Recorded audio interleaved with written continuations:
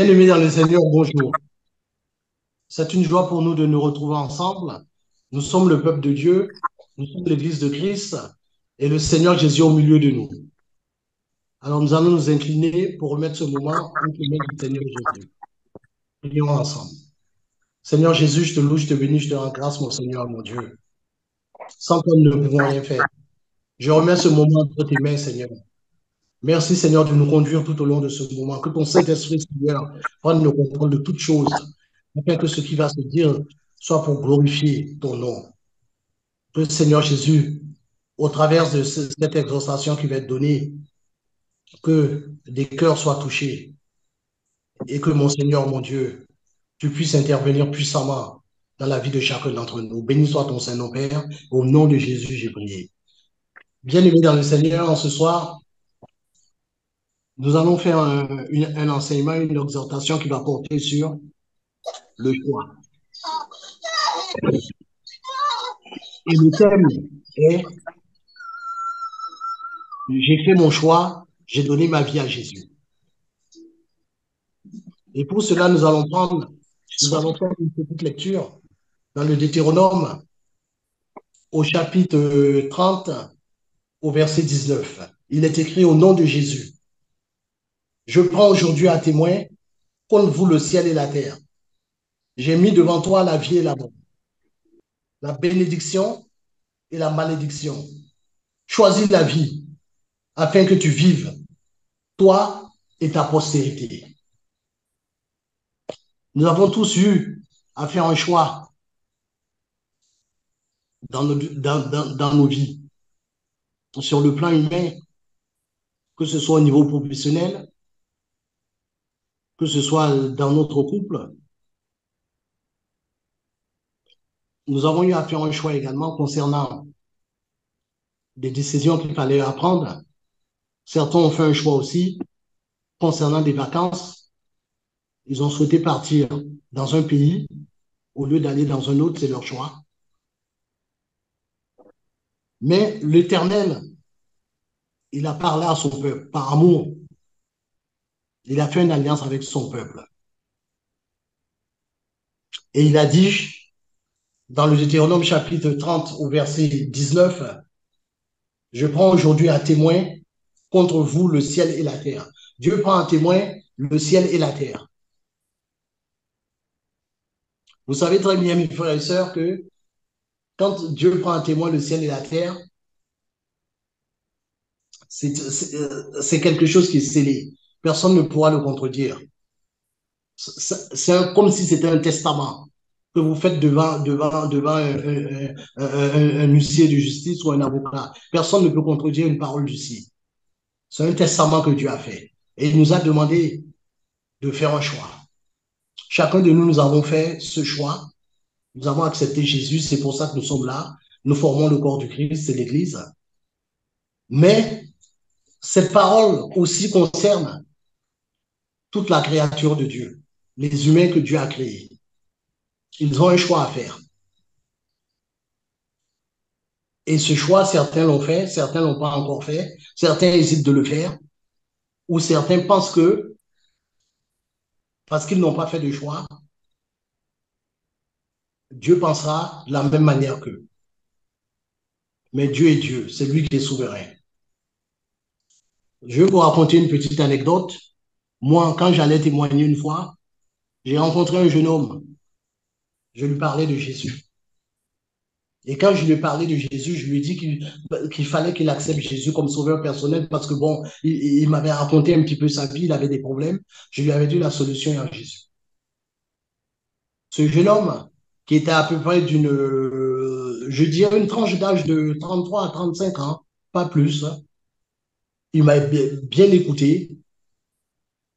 Et à la fin, quand moi j'ai fini de parler, lui, il a parlé. Et il m'a répondu, mais vous êtes vieux. Moi, je suis jeune. Il me dit, vous avez déjà vécu. Vous pouvez suivre la religion. Vous pouvez parler de Jésus. Mais moi, je n'ai pas encore vécu. J'ai la vie devant moi. J'ai regardé ce jeune homme Et il m'a dit, moi, il faut que je vive avant de faire un choix. Et j'ai dit à ce jeune homme, il y a quelque chose que vous avez prononcé, c'est le mot religion. Moi, je ne vous parle pas d'une religion. Je vous parle d'un sauveur. Je vous parle de Jésus. Il m'a écouté, mais il a campé sur ses positions. Avant de partir, j'ai partagé quelque chose avec lui. J'ai apprécié parce que c'est un jeune qui m'écoutait. Il m'a écouté quand même. Hein, j'ai vu qu'il y avait du respect, j'ai vu qu'il y avait de l'écoute.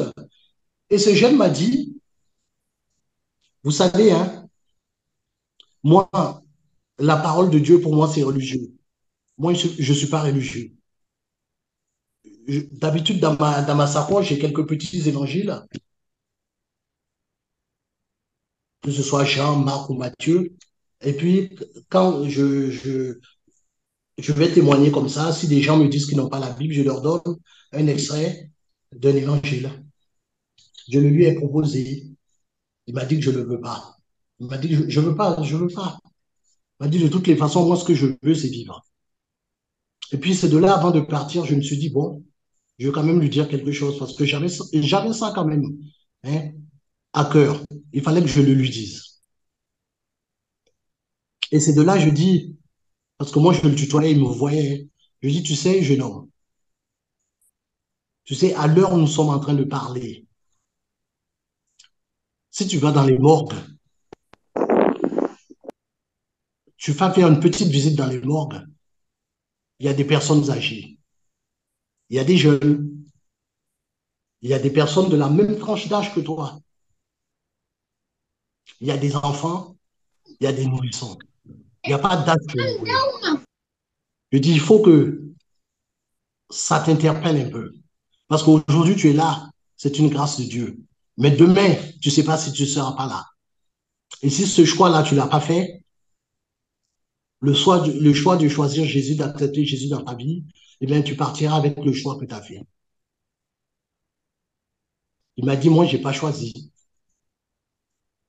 Je lui ai fait comprendre que il avait choisi. Il m'a dit, moi, j'ai rien choisi du tout. Je lui ai dit, ne pas choisir, c'est un choix. Tu partiras avec ce choix-là. Ça va te suivre dans l'éternité. Et puis, on s'est séparés. Bien gentiment, il rigolait. Vraiment, ça m'appréciait de discuter avec un jeune. Après, une autre fois, j'ai rencontré une jeune femme, toujours pour témoigner. Je lui parlais de Jésus. Et cette jeune femme m'a dit, ah, de toutes les façons, moi, j'ai déjà fait mon choix. J'ai choisi la religion de mes parents. Je suis né comme ça, je reste comme ça. Personne ne va me faire changer. Il dit, vous me parlez d'une religion parce que il faut que je le dise aux gens. Vous me parlez d'une religion, mais moi, je ne vous parle pas d'une religion. Moi, je vous parle d'un sauveur, je vous parle de Jésus. Jésus, ce n'est pas une religion. Elle a campé sur ses positions. Je dis, vous savez, ce que Dieu a dit, il vous a dit de faire un choix. Mais faites le bon choix. Parce que le jour où vous allez quitter cette terre, vous partirez avec le choix que vous avez fait. Pas le choix d'une autre personne. Pas le choix de vos parents, votre choix à vous. Elle m'a regardé. Elle m'a dit de toutes les façons, c'est ce choix-là que j'ai fait. Eh bien, vous allez assumer votre choix. Mais vous avez encore la possibilité de revenir en arrière, d'accepter le Seigneur Jésus comme sauveur. Et puis on s'est séparés là. Je lui ai offert un petit évangile. Contrairement au jeune homme, elle l'a pris.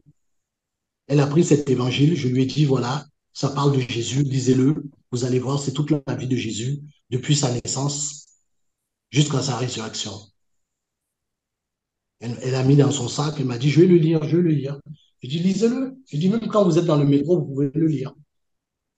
Et puis elle est partie. Mais vous savez, mes bien-aimés, que quand nous lisons la parole de Dieu, nous voyons que nos anciens de la foi ont également fait un choix. Ils ont choisi. Je peux vous parler, par exemple, de Moïse.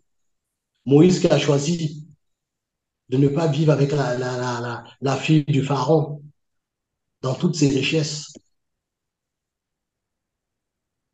mais de partir pour faire la mission de Dieu pour libérer le peuple d'Égypte qui était ses frères. Et ce choix l'a valu d'être beaucoup aimé de Dieu.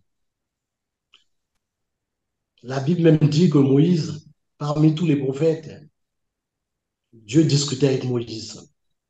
Nous avons un autre prophète, c'est Abraham. Abraham aussi a dû faire un choix. Dieu lui a parlé. Il a écouté Dieu. Il a dû quitter sa patrie. Il a quitté la terre où il vivait. Il est parti. Et ce choix lui a valu quoi? De se séparer avec son neveu Lot. Parce qu'à un certain moment, il a fallu qu'il se sépare. Il s'est séparé avec son neveu Lot. Mais il a reçu de Dieu la bénédiction. Dieu l'a béni et il a été appelé le Père de toutes les nations. Nous sommes bénis parce qu'Abraham a cru. Il a marché par la foi. Nous avons aussi Job. Vous avez lu le livre de Job. Job aussi a été confronté à un choix. On parle beaucoup de lui. Il a été confronté à un choix. Et ce choix-là, c'était dans son foyer. Job était malade. La Bible parle de calamité. Vous savez, quand on parle de calamité, ce ne sont pas de petits mots. Sa femme l'a reçu et sa femme lui a dit, Dieu il meurt. En quelque sorte, suscite-toi. C'est ça que ça veut dire. Il a fait un choix. Ce choix-là, c'est de rester intègre. Et à la fin, comme je vous dis, il y a toujours des conséquences. Quand on obéit à Dieu, on est béni. Quand on n'obéit pas à Dieu, eh les conséquences sont beaucoup plus graves. Dieu l'a restauré. Dieu l'a restauré, il a eu tout ce qu'il avait perdu. Il a récupéré tout ça. Dieu lui a donné tout ça. Je bénis l'Éternel pour Job. Et aujourd'hui, nous allons parler un peu du déluge. Je demandais à mon frère Olivier s'il peut faire une lecture avec moi. Mon frère Olivier, dans Genèse, chapitre 6, du verset 13 à 14, s'il te plaît.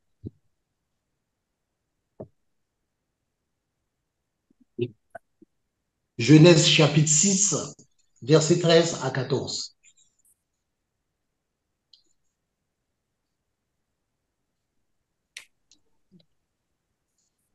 Je lis au nom de Jésus. L'Éternel se repentit d'avoir fait l'homme sur la terre, et il fut affligé en son cœur. Et l'Éternel dit, j'exterminerai de la face de la terre l'homme que j'ai créé, depuis l'homme jusqu'au bétail, aux reptiles et aux oiseaux du ciel, car je me repens de les avoir faits. Amen. Je Juste la continue première au... phrase du verset 14, s'il te plaît, mon frère. D'accord.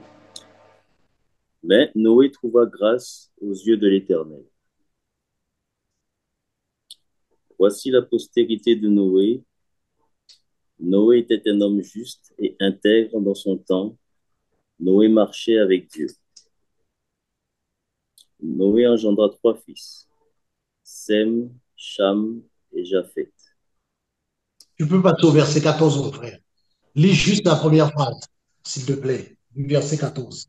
Verset 14. Fais-toi une arche de bois de gopher.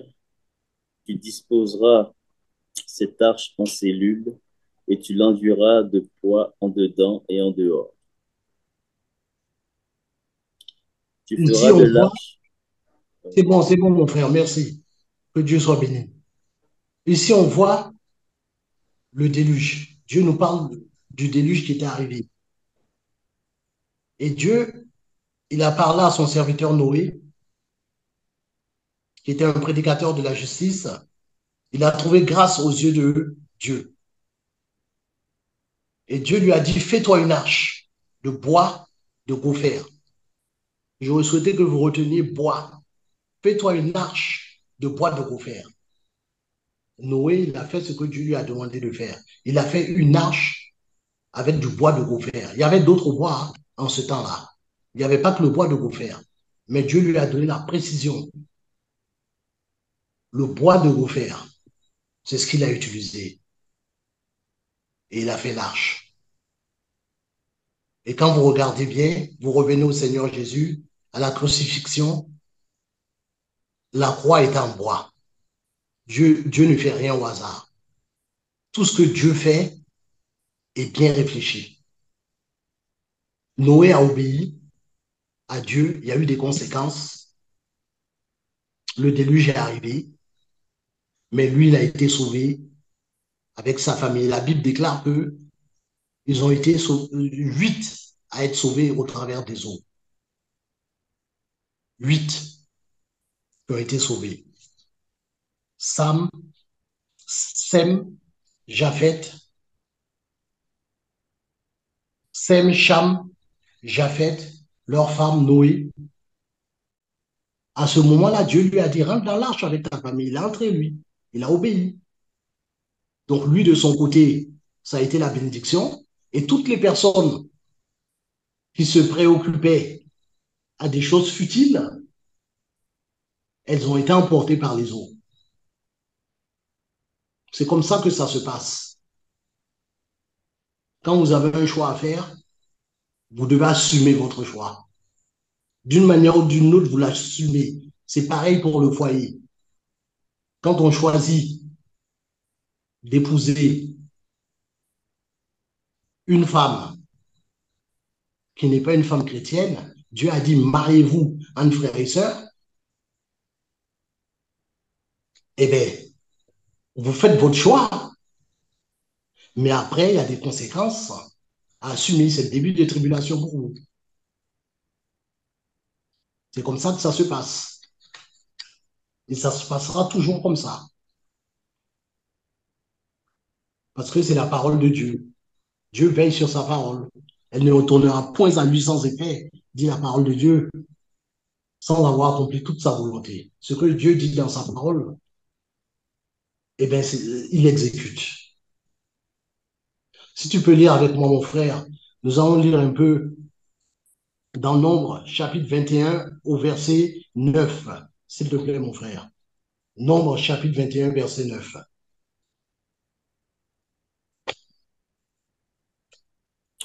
Je lis au nom de Jésus. Moïse fit un serpent d'airain et le plaça sur une perche. Et quiconque avait été mordu par un serpent et regardait le serpent d'airain conservait la vie. Ouais. Amen. Merci, frère. Le peuple d'Israël, Dieu les a fait sortir de la servitude d'Égypte. Ils ont traversé la mer Rouge, ils sont dans le désert. Et c'est un peuple rebelle. Rebelle. Pourtant, Dieu prend soin d'eux, toujours en train de murmurer, murmure, lamentation. Ils se plaignent de tout. Dieu les nourrit, ils se plaignent. Il les abreuve, ils se plaignent. Et à un certain moment, Dieu s'est mis en colère. Il a envoyé des serpents brûlants. Et la morsure de ces serpents brûlants le venait. Il injectait dans le corps des Israélites, leur donnait la mort. À un certain moment, ils se sont tournés vers Moïse et ils ont crié au secours. Fais quelque chose, implore la face de l'Éternel, de notre Dieu, de façon à ce qu'il n'y ait pas autant de morts dans le camp d'Israël. Moïse a imploré l'Éternel. Et l'Éternel lui a dit, prends une perche et fais-toi un serpent d'airain. Il a dressé cette perche. Et chaque fois qu'un enfant, un Israélite, était mordu par un serpent, il regardait ce serpent d'airain, et bien, automatiquement, le venin qui était en lui, ce venin a été carrément brisé. Il n'y avait pas de mort. La mort s'en allait, était partie. Mais tous ceux qui ne croyaient pas à ce que Moïse faisait, parce que vous avez toujours des personnes qui ne croient pas, malheureusement, eh bien, ces personnes-là, eh bien, elles mourraient. Il y a une conséquence. Soit on marche par la foi, ou soit on marche par la vue. Abraham a marché par la foi.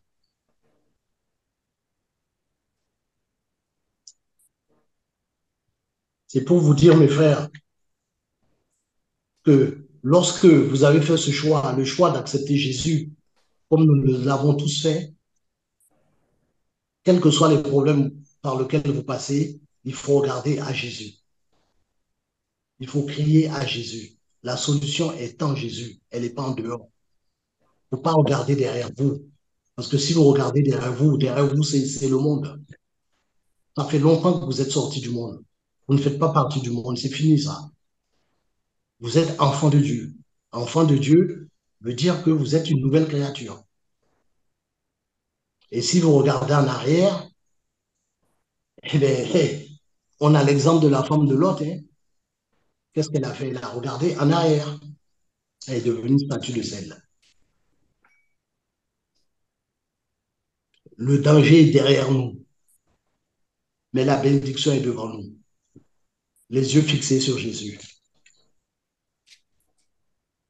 Il faut que chacun de nous, nous pensions à cela et que nous mettons cela en pratique.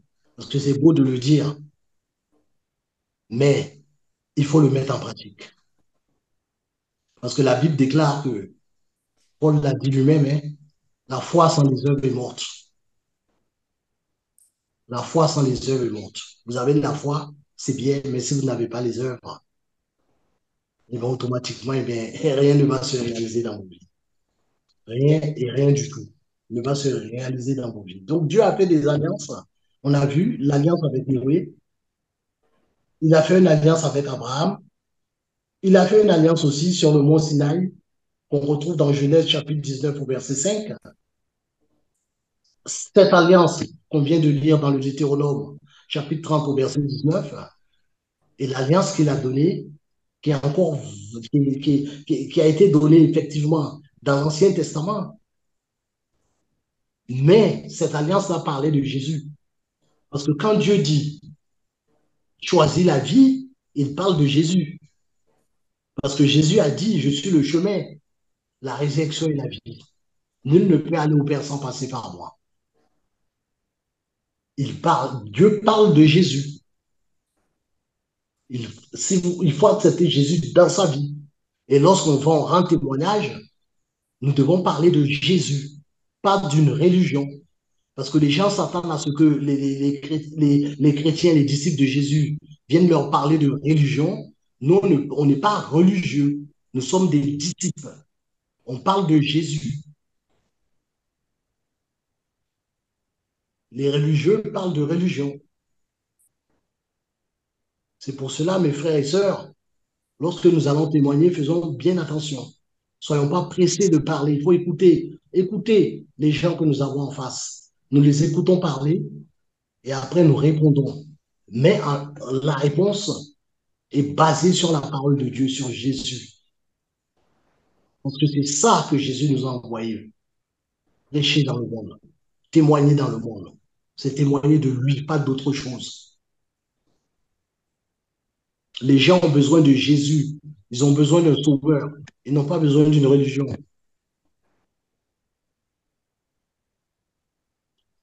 Pour ainsi dire, comme je vous disais, frères et sœurs, pour pouvoir maintenant marcher selon la volonté de Dieu, marcher selon la foi,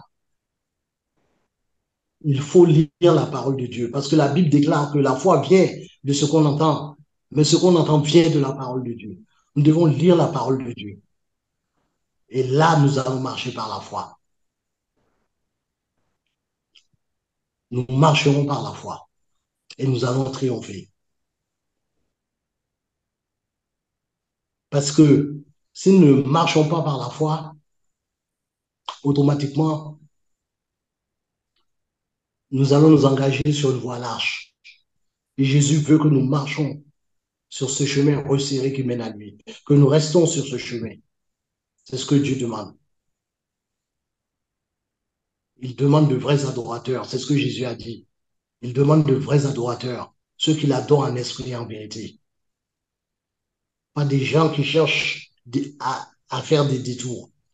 En Jésus, il n'y a pas de détour. Le chemin est donc bien tracé. Le chemin est droit. Il est peut-être resserré, mais il mène à Jésus. Vous, si vous regardez bien, vous lisez le déluge, vous allez voir l'arche de Noé avait une porte, avait une fenêtre. Et c'est Jésus qui est la porte. Et lorsque les contemporains de Moïse, sa famille sont rentrés dans l'arche, c'est Dieu qui a fermé la porte. Personne d'autre ne l'a fermé. C'est Dieu qui l'a fermé. Et ce sera pareil au retour de Jésus. Ce sera pareil. C'est Jésus, quand il reviendra pour nous chercher, ce sera une porte grande ouverte pour nous quand l'enlèvement aura lieu. Et après, la porte va se refermer sur ceux qui n'ont pas marché dans la sanctification. Ils verront malheureusement leurs frères et sœurs qui vont monter, qui seront enlevés. Eux, ils vont rester. Mais qui dit rester, dit conséquences. Et quelles sont les conséquences? Les conséquences, c'est la grande tribulation. Ils vont la vivre, cette grande tribulation, parce que c'est le choix qu'ils ont fait. Dieu a dit dans sa parole, choisis la vie. Maintenant, si toi, mon frère, ma soeur, tu ne marches pas dans la sanctification, ton choix, tu l'as fait. Il faudra assumer ce choix-là. Quand l'enlèvement aura lieu, ceux qui ont choisi la vie seront enlevés. Et ceux qui n'ont pas choisi la vie, ils vont rester. Ils vont rester pour vivre dans ce monde-là. Ils vont voir la grande tribulation se mettre en place. Même s'ils sont étonnés, ce sera comme ça. La grande tribulation se mettra en place devant eux et ils vont la subir, cette grande tribulation. C'est triste. Moi, je préfère que toute l'Église soit enlevée, qu'on soit tous. Nous avons une espérance. Notre espérance, c'est Jésus. C'est que nos yeux voient Jésus. Nous allons faire quelques petites lectures. Mon frère Olivier, faisons une petite lecture dans Romains chapitre 3 au verset 28, s'il te plaît, mon frère.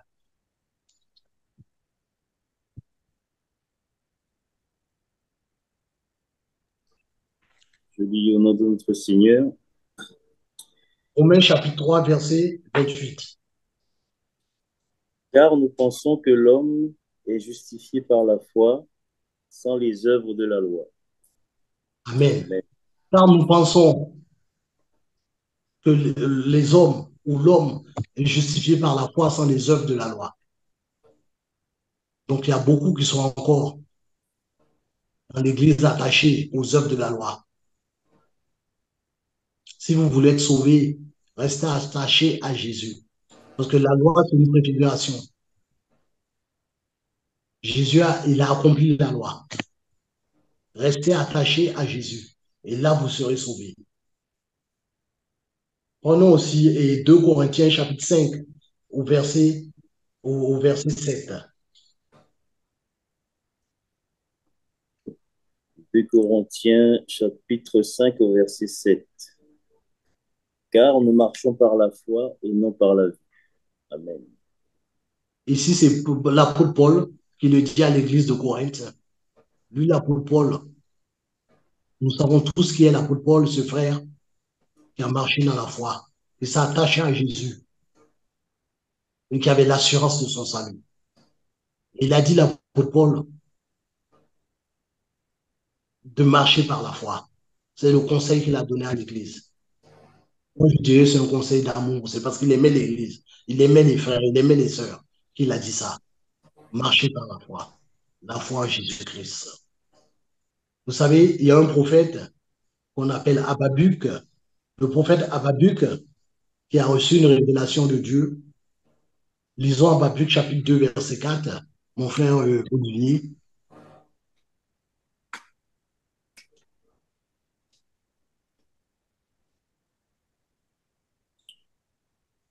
Le chapitre combien, mon frère? J'ai Habakkuk au chapitre 2, au verset 4, s'il te plaît, frère. Voici, son âme est enflée, elle n'est pas droite en lui, mais le juste vivra par sa foi. Amen. Amen, amen, amen. Amen. C'est lui qui, Habakkuk, le prophète Habakkuk a reçu cette révélation. Et cette révélation est conforme à ce que nous avons lu dans le Deutéronome, chapitre 30, au verset 19.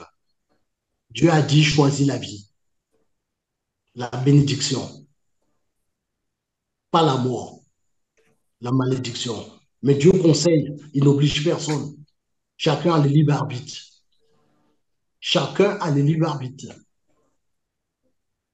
Si vous avez choisi Jésus et qu'un jour vous voulez repartir en arrière, un frère ou une sœur peut vous exhorter, on peut prier pour vous, mais personne ne pourra décider à votre place. C'est vous tout seul qui avez le libre arbitre.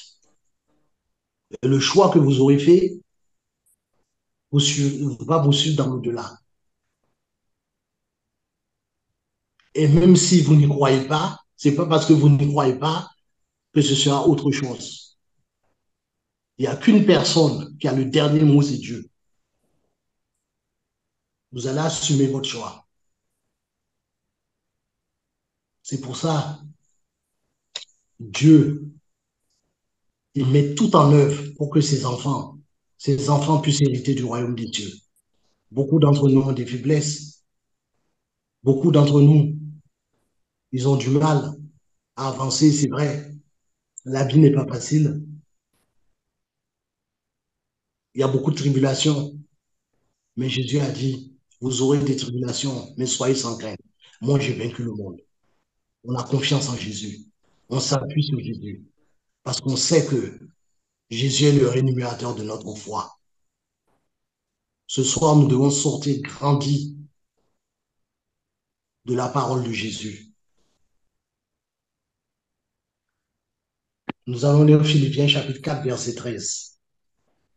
Tu peux le lire, s'il te plaît, mon frère.